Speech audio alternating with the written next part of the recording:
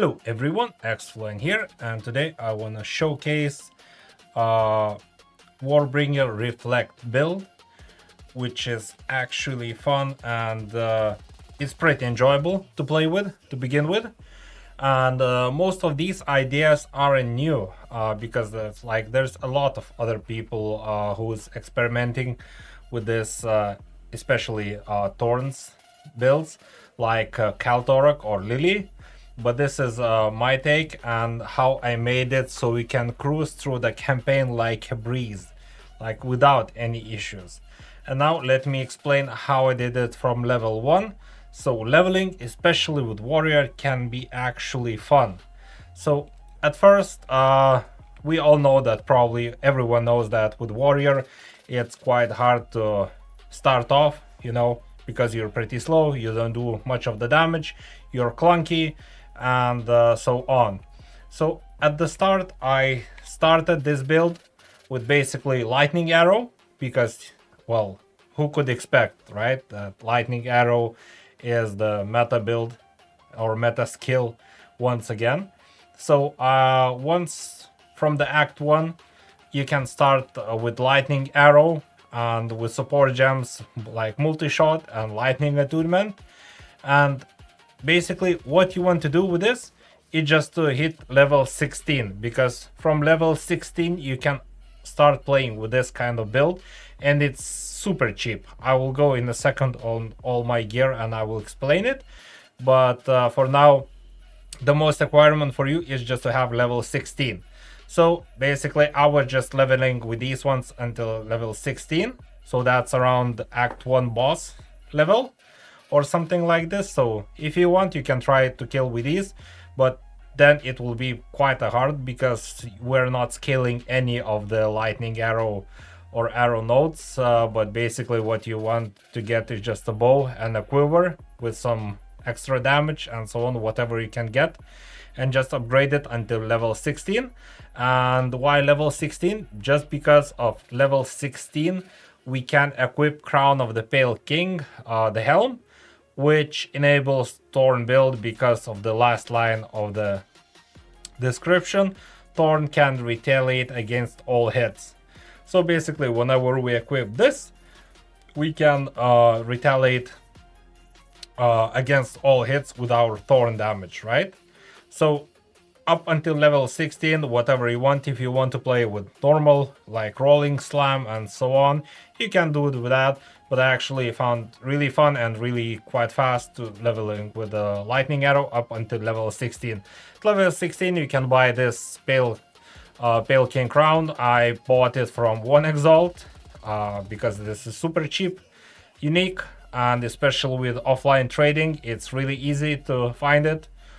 And from level 16 it just becomes a breeze, because then you can actually equip scavenge plating, and the scavenge plating increases our armor and thorns per scavenge plating.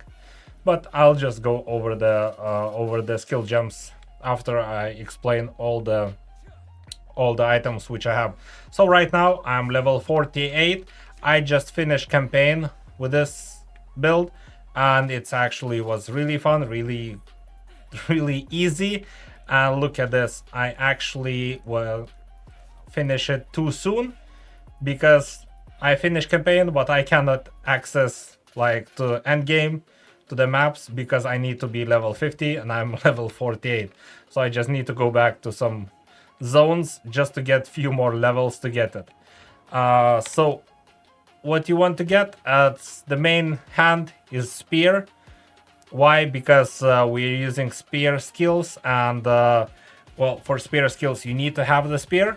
So on the spear, whatever you what you want to find is whatever you want. Basically, the damage you can ignore any kind of damage nodes. We don't care about this. All we care is basically the stats if you want. And basically that's probably it. And attack speed, the higher attack speed you have, the faster you can attack.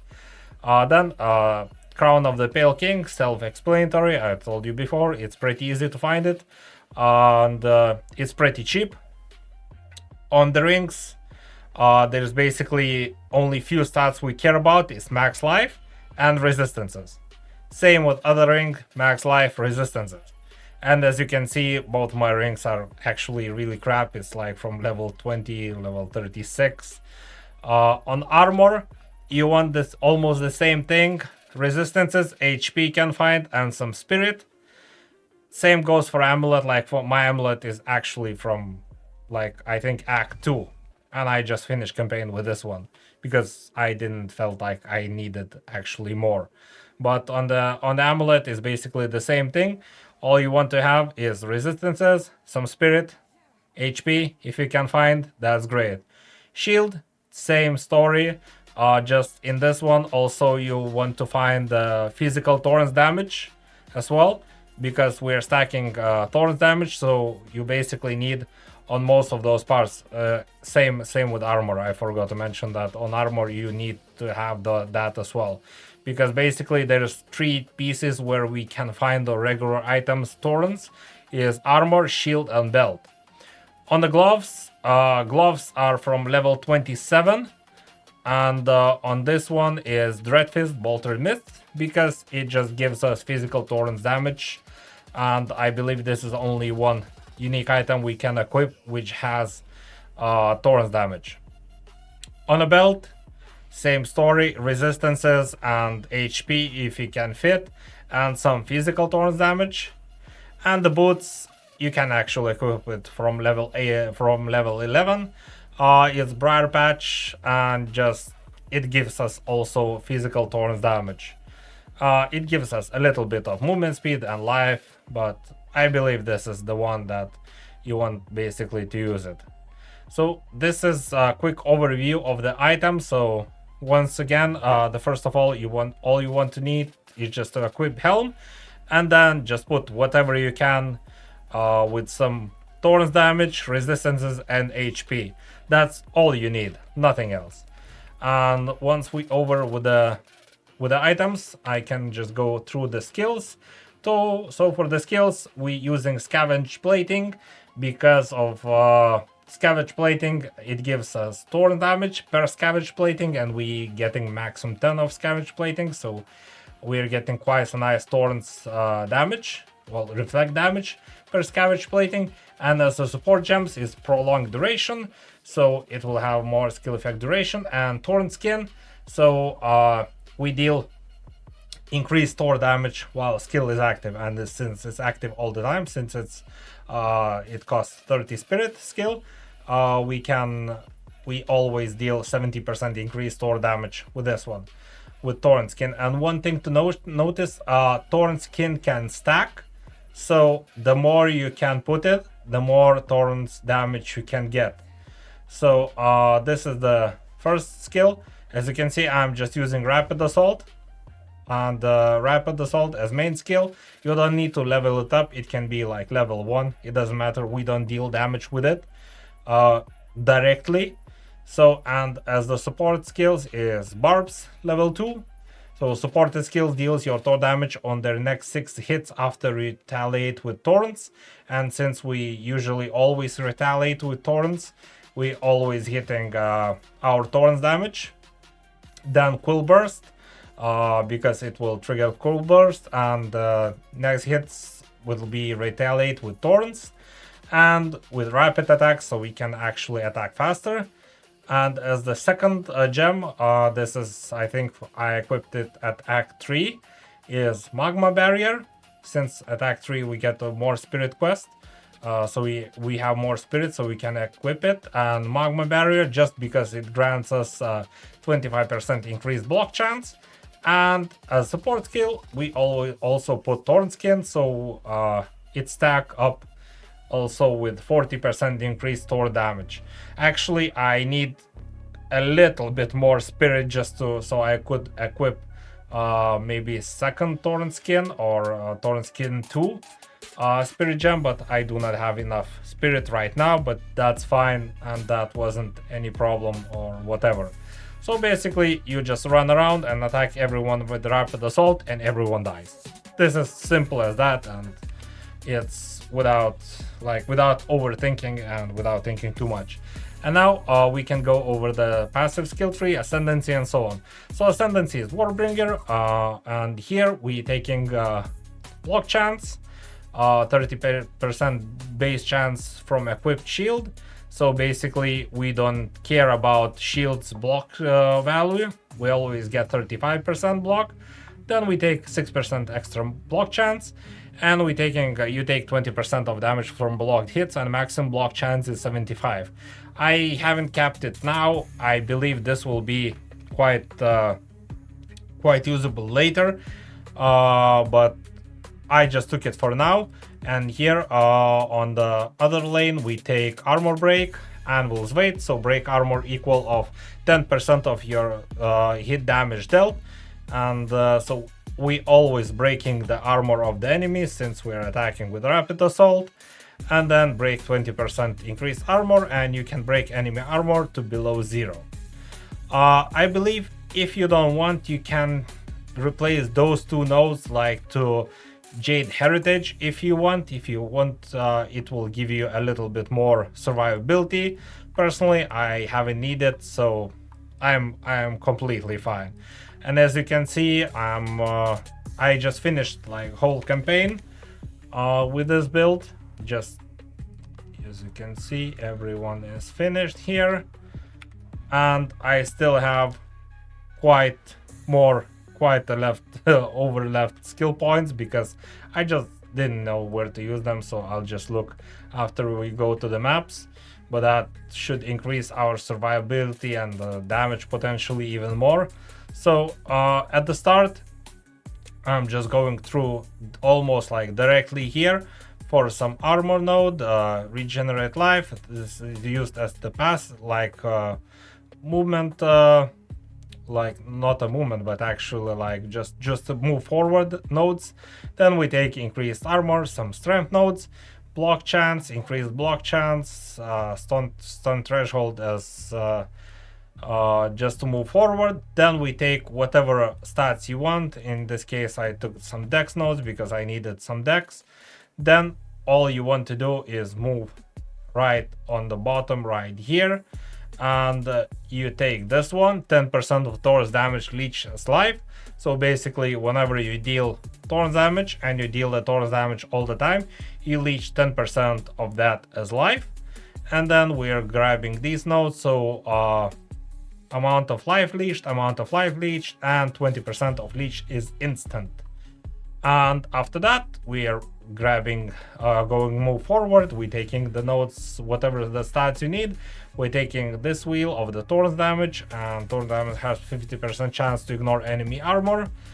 Then moving on next, we're going taking also some stat nodes, whatever you want.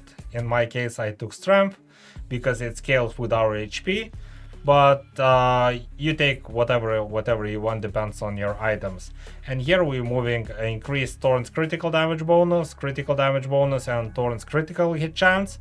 After that, we're taking armor applies to lightning damage, since we kind of have like focusing on armor as well. So we're taking those nodes, so some percentage of the armor applies to lightning damage, to all elemental damage, to fire damage, and to fire damage. And after that, we're taking all this wheel here. So for some block chance, increased thorn damage, increased thorn damage if you blocked recently. And since we are kind of want to have high block chance, scales our damage quite nice.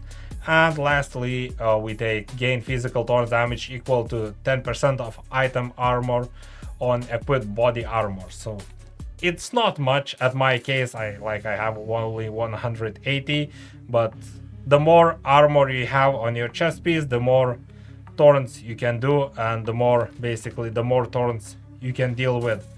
So this is my take on this.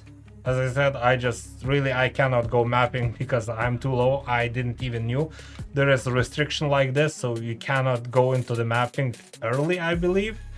because as you can see, I cannot do that. I tried that in my hideout. I cannot go into the maps as well because it requires to finish campaign, and for campaign we need to travel to Oriat, and I cannot do that because I'm too low level.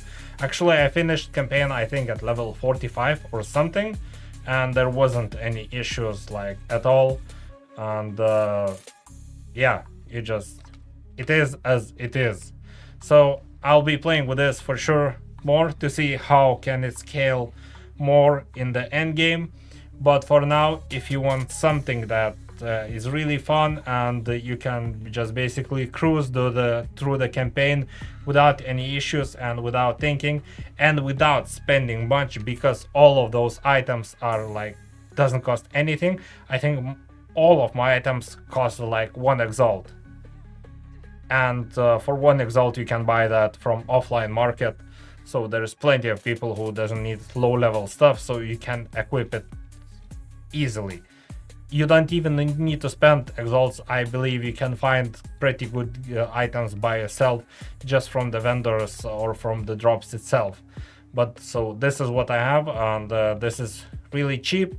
Most of the items was like 1 exalt, and it was really fun build to play with, especially during campaign, so you don't feel underpowered or anything. You just blast through the enemies, and you have no problems whatsoever. Obviously the kill speed and everything is not as example as lightning arrow Deadeye. I know, but this is something different, and this is something that some people might like it over the Deadeye meta, where there's like 45% of total characters playing with Deadeye, right? So this is it. So I'll see, I'll just level a few more levels in the some areas. I'll get level 50, and then we're gonna go and blast through the maps, and then we're gonna progress, and then we'll see what kind of upgrades we can do and how far we can do with this. But so far, as I said, it's really fun. It's really easy to play without overthinking, without thinking too much, and this is overall is really fun and really cheap build, where you don't need to overthink what skills to use, what to do, and so on and so forth. So basically that's it. So thanks for watching. Stay chill, hit hard, and see you in the next one.